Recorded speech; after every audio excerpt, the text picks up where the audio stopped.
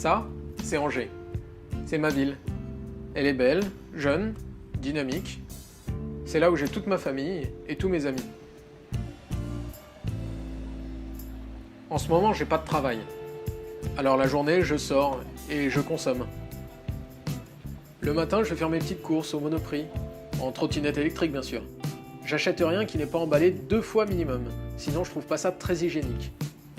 Après, je passe retirer un peu d'argent à ma banque, qui finance des projets d'extraction de gaz de schiste, pour pouvoir m'acheter une fringue sûrement faite par des enfants à l'autre bout de la terre. Après, je vais acheter mon café chez le torréfacteur. Il me certifie que les smicards colombiens qui le récoltent n'ont même pas la lèpre. Après, étant donné que nous sommes en été, je vais m'installer en terrasse et je commande une salade César. Au McDonald's, hein. Avec des petites tomates.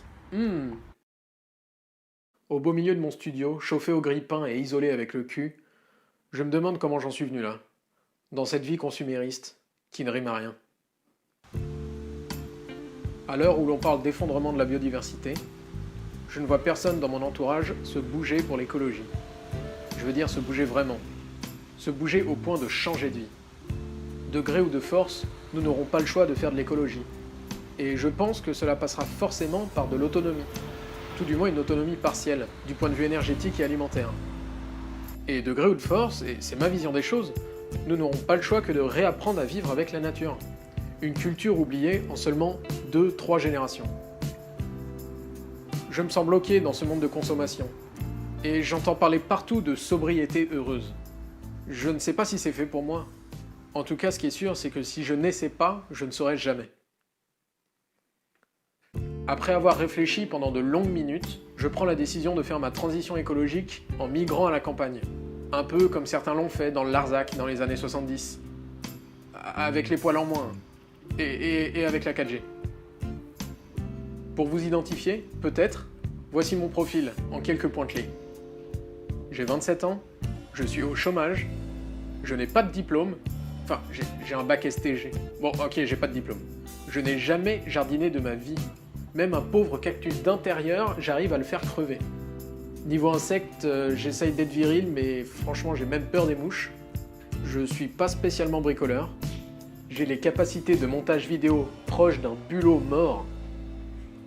Et accessoirement, j'ai un nouveau-né dans les bras. En bref, le profil idéal pour un changement de vie simple.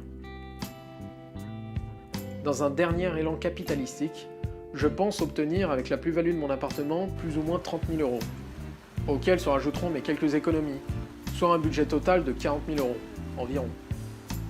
Je vais essayer d'utiliser au mieux cet argent pour diminuer mon empreinte écologique, tout en essayant de garder un maximum de confort.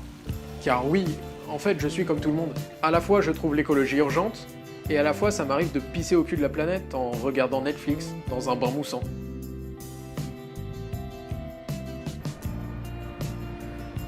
Alors, n'ayant pas le courage d'être activiste, je choisis de modifier ce qu'il y a de plus impactant dans ma vie, c'est-à-dire ma vie dans sa globalité.